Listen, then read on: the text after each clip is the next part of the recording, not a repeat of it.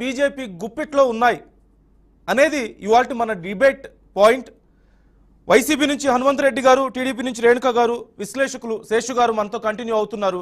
శేషు గారు, ముందుగా నేను ఒకసారి హనుమంత్ రెడ్డి గారు, రేణుక గారితో ఒక విషయం మాట్లాడి ఆ తర్వాత నేను మీతో మాట్లాడతాను. నాకు రేణుక గారు అయినా సరే, హనుమంత్ రెడ్డి గారు అయినా సరే, స్ట్రైట్గా ఒక విషయం నాకు చెప్పండి. మీ ఇద్దరూ చెప్తున్నారు ఎవరికి వారు మాకు మేం కాదు వాళ్లే ఉన్నారు, మేం కాదు వాళ్లే ఉన్నారని ఒకరి మీద ఒకరు చెప్పుకుంటున్నారు.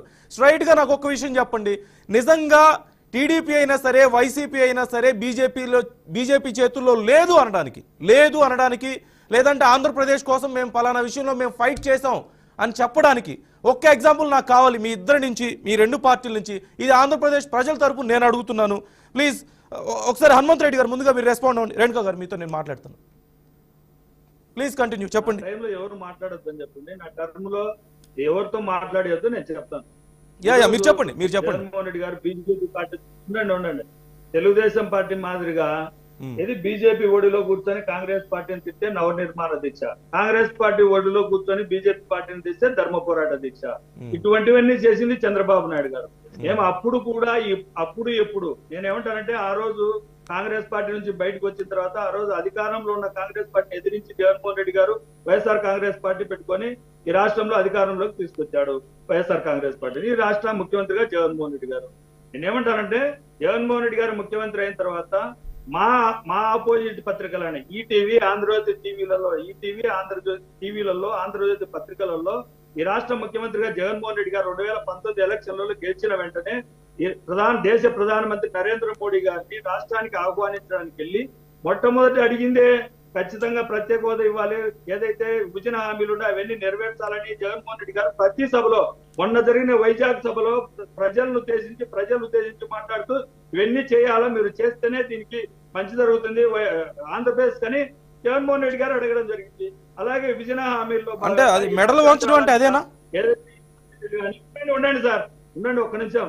17 మెడికల్ కాలేజీలు తీసుకొచ్చినప్పుడు కానీ, రాష్ట్రానికి రావాల్సిన 17 మెడికల్ కాలేజీలు కానీ, అలాగే పోలవరం నిధులను రాబట్టడంలో, పోలవరం ఏదైతే నిధులు రావాలనో ఆ నిధులను తీసుకొచ్చే దాంట్లో జగన్మోహన్ రెడ్డి గారు పోలవరానికి సంబంధించిన నిధులు, అలాగే విభజన హామీల్లో భాగంగా ఈ రాష్ట్రానికి ఆంధ్రప్రదేశ్ లోటు బడ్జెట్ లో ఏదైతే 15,500 కోట్ల రూపాయలు హనుమంత్ రెడ్డి గారు మీరు చెప్తున్న విషయాల్లో ఇప్పుడు మీరు చెప్తున్నట్లుగా నిధులు, లేదంటే కాలేజీలు, యూనివర్సిటీలో ఇంకోటి హార్డ్ కోర్ ఆపోజిట్ పాలిటిక్స్, బీజేపీకి పూర్తి వ్యతిరేకంగా పాలిటిక్స్ చేసే పశ్చిమ బెంగాల్లో కూడా ఇస్తారు ఎంతో కొంత.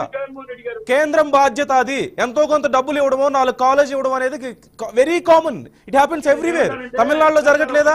స్టాలిన్ గారు ఏమైనా ప్రో ఉన్నారా? లేదు. లేదంటే పశ్చిమ బెంగాల్లో జరగట్లేదా? నేను అనేది అది కాదు. మమ్మల్ని గెలిపిస్తే బీజేపీ మెడలు ఉంచుతానన్నారు. ఎన్నిసార్లు ఉంచారు ఈ 5 ఏళ్లలో? ఒక్కసారి చెప్పండి మాకు.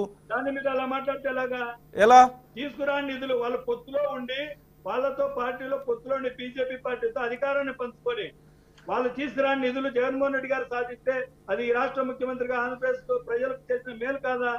దీని గురించి మాట్లాడాలి కదా. మీరు ఏం సాధించారంటే మేము సాధించి చెప్తున్నాం. నేను అనేది అదేనండి. నేను అడిగే ప్రశ్నకు ఒక సమాధానం చెప్పండి.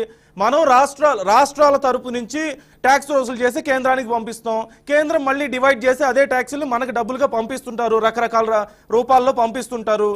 చెప్తున్నా కదా, పశ్చిమ బెంగాల్లో కూడా మమతా బెనర్జీ బీజేపీ ఎంత కొట్టుకుంటారో మనం చూస్తాం.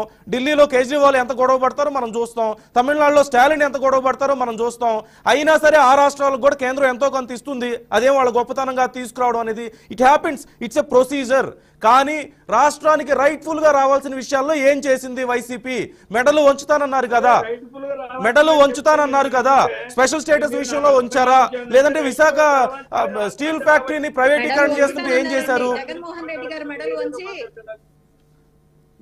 వస్తున్నారు 2 నెలలకు ఒకసారి వెళ్ళి. కాదు, నాకు స్ట్రైట్ గా సమాధానం చెప్పండి.